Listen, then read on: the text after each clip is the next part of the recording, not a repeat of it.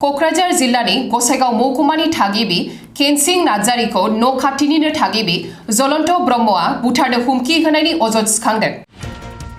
थांनाय 2 मार्च खालि मोनाबिलिनि समाव केनसिं नार्जारिया गावनि न' फारसे फैबाय थानाय समाव सासे सुबुंखौ लामायाव हारसिं थानाय नुनायाव रायदावदोंमोन।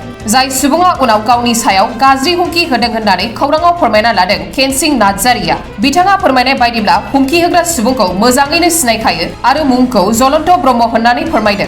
केनसिं नार्जारिया फोरमायदों दि मोनाबिलिनि समाव रायदावनायखौनो जलन्त ब्रह्मआ बिथांनि न'आव थांनानै सिखा लावथि लानानै बुथारनायनि हुमखि होदों। आथिखालाव बिथाङा 107 आइनि सिङाव जलन्त ब्रह्मनि हेंथायै गसाइगाव पुलिस थानायाव गसरबो थिसनबाय होननानै फोरमायो।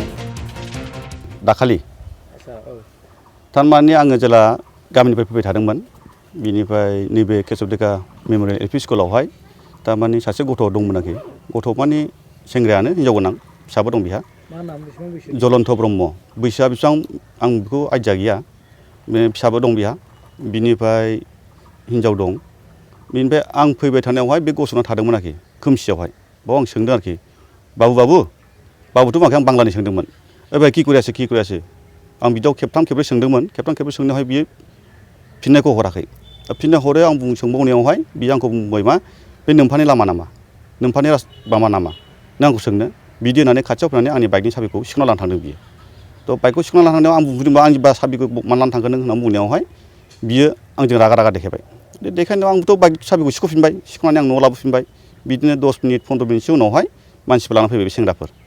पुलिस लाग्रा लावथि गुफुर बिनिफ्राय खुख्रि बिनिफ्राय सिखा खंखाइ बायदिसिना लाना फैदों आरोखि बियो। दा माखासेखौथ' आं सिनायाखिसै मोखां खाथेजोबनाय। बे जलन्त ब्रह्मखौल' आं सिनायगौ। बिसोर 7 जन 8 जनसो फैदों आरोखि।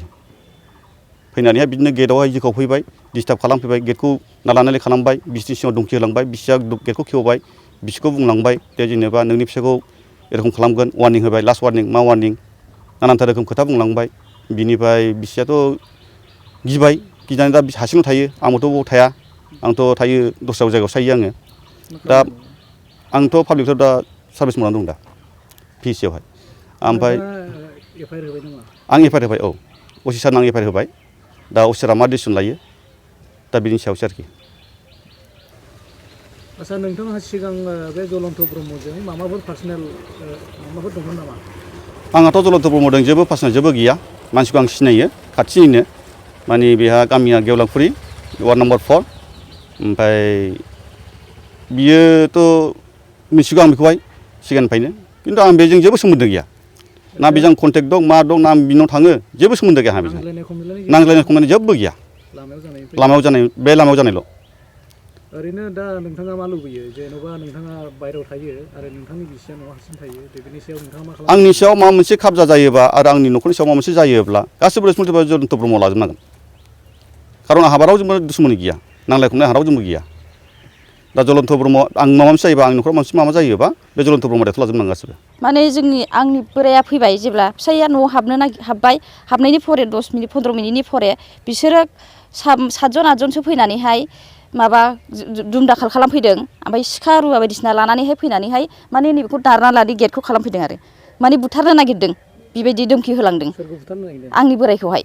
नेक्स्टआव माने बिदि चान्स होआ बिदि होनानैहाय बे सोरमोनलाय जलन्त ब्रह्म होनो बेखौ जों सिनायखायो गेवलांफुरिनि बियो बेखौ सिनायखायो।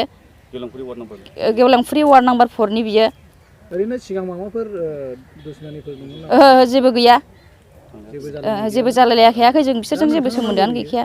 फिसाइयाथ' दा बाहेरायाव थायो आं हारसिङै थानाय जायो। खिन्थु आंनि न'खरनि जेनेबा फिसा फिसौ लानानै आङो माबाफोर दाय दसि जायोबा बे गासिबो जलन्त ब्रह्मआनो बेनावनो गोग्लैगोन आरो दायआ। मोनसे आयेनजों नायनांगोन।